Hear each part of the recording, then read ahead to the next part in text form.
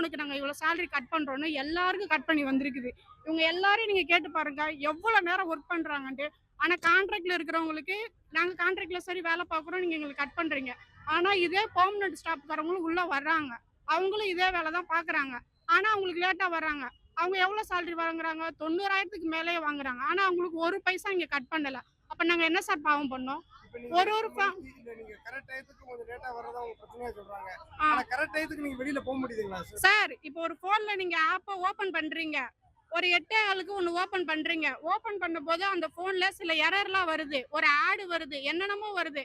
அந்த கொஞ்ச டைம்ல ஃபேஸ் வைக்கும்போது உங்க ஃபேஸ் மேட்ச் ஆவலன்னு வருது. அந்த கொஞ்ச நேரத்துலயே அப்படியே கொஞ்சம் ஒரு 10 நிமிஷம் லேட் ஆகுது. அத வச்சு எப்படி சார் சேலரி போடுவாங்க?